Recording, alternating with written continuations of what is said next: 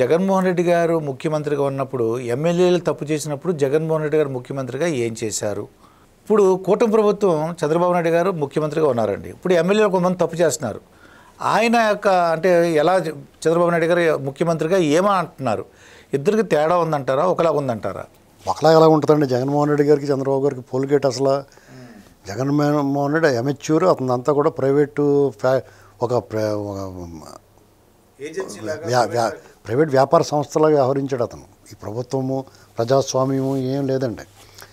అతను పాలిగాళ్ళ సంస్కృతి ఆ వ్యవస్థ నుంచి వచ్చాడు అతను. అలాగే ఉంటాడు అతను.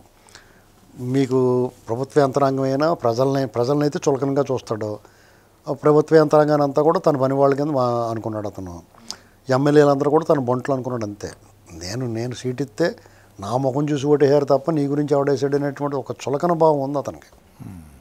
ప్రజాస్వామ్యం అంటేనే అతనికి అపహాస్యం చేసే వ్యవహారం.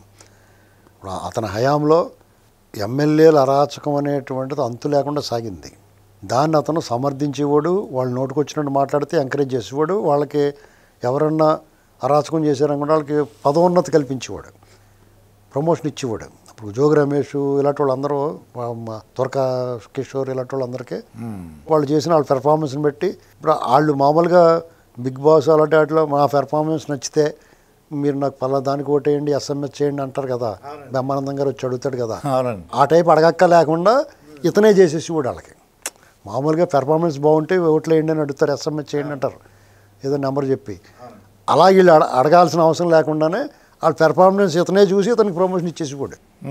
అద్భుతం అని అద్భుతం కదా. ఇప్పుడు జోగి రమేష్ వెళ్ళాడు, చంద్రబాబు నాయుడు గారి ఇంటి మీద దాడికి ఎంత ధైర్యం, ఎన్ని వేల గుండెలు ఉండాలండి అడిగి. ప్రభుత్వ యంత్రాంగం, పోలీసులు అన్నీ వాళ్ళ చేతిలో ఉన్నాయి. ఈ తెలుగుదేశం శ్రేణులు కూడా నిస్సహాయంగా ఉన్నారు. ఏం చేయాలో అర్థం అవ్వట్లేదు వాళ్ళకి. అయోమయంలో ఉన్నారు, కన్ఫ్యూజ్ అయిపోయి ఉన్నారు. అసలు ఏంట్రా ఏం జరుగుతుంది? చాలామంది పెద్ద నాయకులు బాగా పదవులు అనిపించిన వాళ్ళు కూడా దాక్కున్నారు. ఏం అనుమానం లేదు నేను చెప్తానికి. చాలామంది దాక్కున్నారు. పెద్ద నాయకులు చిన్న నాయకులు పదవులు అనిపించి ఇప్పుడు ఇప్పుడు ఇప్పుడు చుట్టూ తిరుగుతున్న వాళ్ళు చాలామంది అప్పుడు దాక్కున్నారు. అందులో అనుమానం ఏం లేదండి.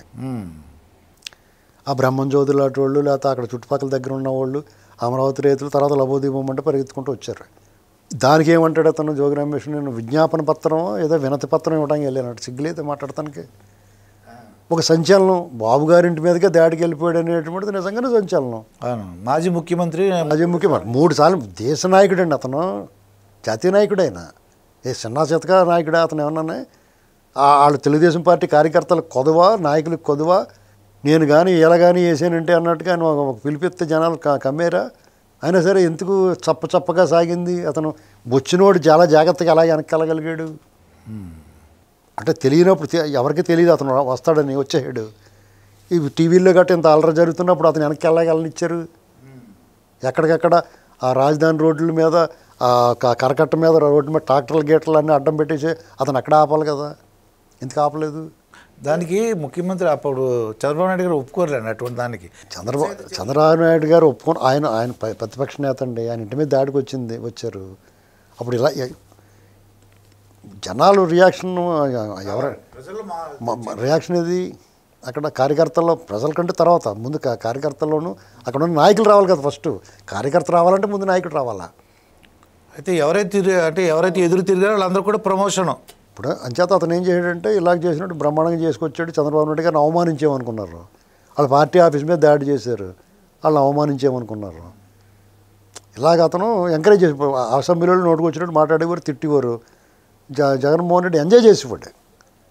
ఇప్పుడు చంద్రబాబు నాయుడు గారిని అవమానిస్తుంటే, తెలుగుదేశం నాయకుల్ని వాళ్ళ కుటుంబాలని అవహేళన చేస్తుంటే అతను ఎంజాయ్ చేసేవాడు, నవ్వుకునేవాడు పిచ్చోళ్ళగానే.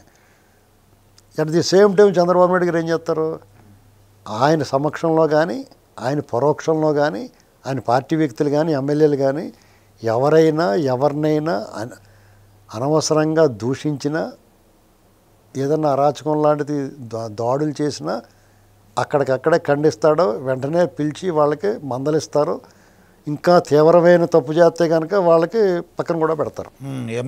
నాకు తెలిసినంత వరకు కూడా ఒకసారి వచ్చి కలుసుకోమని అంటున్నాడు. కోనేటి ఆదిమూలమని ఒక ఆయన ఉన్నారు, ఆయనది ఒక ఇష్యూ వచ్చింది. వాళ్ళిద్దరిది ఆ వ్యవహారం ఎప్పటి నుంచో ఉన్న వ్యవహారం, అది వైసీపీ నుంచి ఉన్న వ్యవహారం. దాని మీద కూడా చర్యలు తీసుకున్నారు, ఆయన పక్కన పెట్టారు.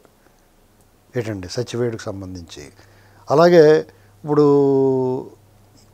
ఎవరో ఫారెస్ట్ వాళ్ళతో గొడవ పడ్డ ఎమ్మెల్యే, టీడీపీ ఎమ్మెల్యే, ఆయన కూడా పిలిచి ఏంటిది ఇదంతా అని చెప్పి అప్పుడు దాదాపు 6-7 మీద తేడా వచ్చింది ఇటీవల కాలంలో.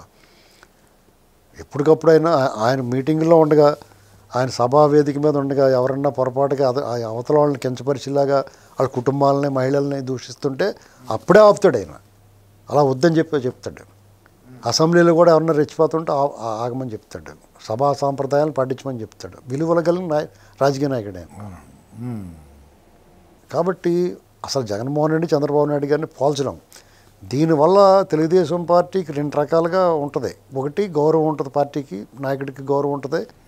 ఇది విలువలు కలిగిన పార్టీ, కొంచెం మంచోళ్ళరా బాబు వీళ్ళు, పద్ధతైనోళ్ళరా బాబు అని ప్రజల్లో కూడా అనుకుంటారు. ఒక రకం ఇది జరిగే మేలు. కీడు కూడా జరుగుతుంది. ఆ కీడు ఎలా ఉంటుందంటే వీళ్ళేమో ఏంట్రా బాబు, మనం ఏదన్నా ఎవడన్నా నోటికి వచ్చినట్టు మాట్లాడుతున్నాడు అనుకోండి, ఏ ఎమ్మెల్యే అన్న ఏంట్రా పేళ్తున్నామని వెళ్తానికి మళ్ళీ ఈయన ఏమంటాడు రా బాబు అని ఆగుతారు. చేత అలాగే ప్రజలు కూడా ఉడికిపోతూ ఉంటారు. వాళ్ళందరికీ లోపల బాధ వచ్చేస్తూ ఉంటుంది. వీళ్ళకి అభిమానులు ఉంటారు కదా, బాబు గారికి కానీ తెలుగుదేశం పార్టీ సానుభూతి పరులు, అభిమానులు, కార్యకర్తలు ఉంటారు, కరడు కట్టిన వాళ్ళు. ఈ ఎప్పుడైతే అవతల వాళ్ళు వీళ్ళని దూషించిన, రకరకాల సోషల్ మీడియాలో పోస్టింగ్లు పెట్టినా, ఈ పార్టీ వ్యవస్థాపక అధ్యక్షుడి వ్యవహారంలో మొన్న విగ్రహం గొడవ ఇలాంటివన్నీ చూసినట్టు ఉడికిపోతూ ఉంటారు వాళ్ళు. అవునండి. ఈ పార్టీ వ్యవహారం ఎలా ఉంటుందంటే వాళ్ళది కొంచెం స్లోగా నెమ్మది చేసి ఈ వ్యవహారాన్ని పల్చన చేయడానికి చూస్తారు. దీనికి ఎవడన్నా ముందుకేసుకుని భుజాన్ని వేసుకుని ఏంట్రా అని నిలడంకో వాళ్ళు పిలిచి క్రమశిక్షణ సంఘం పిలుస్తుంది. ఎవడన్నా తప్పులు చేసిన వాడిని వీళ్ళు ఏదైనా అన్నారనుకో క్రమశిక్షణ సంఘం పిలిచి వాళ్ళు అడుగుతారు ఏంటిది అని. ఇవన్నీ ఎందుకు వచ్చింది చెప్పడం అని చెప్పేసి టీవీ చూస్తా కూర్చుంటాడు. ఏదైనా ఉండవే అని ఇంట్లో వాళ్ళకి చెప్పి తింటా కూర్చుంటారు, టీవీ చూస్తా కూర్చుంటారు వాళ్ళు.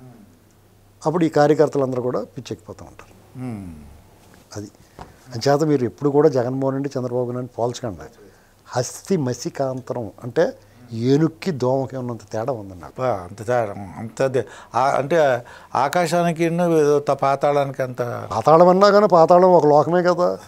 అంటే సెల్లార్ లాంటిది అన్నమాట. మరి కార్ పార్కింగ్ చేసుకుంటున్నాం సెల్లార్, అలాంటిది పాతాళం అని దాన్ని తీసిపడేయకండి. ఇంకా హస్తి మసికాంతరం అంటే దోమకి ఏనుక్కి ఉన్నంత తేడా. అది ఏనుగుని నలిపేయలేం కదా, దోమను నలిపేయచ్చు. జగన్మోహన్ రెడ్డి దోమలాంటాడు, కానీ దోమను నలిపేయచ్చు కదా అనుకుంటాం, కానీ మనకు దొరకకుండా అది మనకు కుట్టేస్తే మలేరియా, పైలేరియా ఇలాంటి రోగాలు వచ్చేస్తాయి. అది ప్రమాదం అతనితోటి.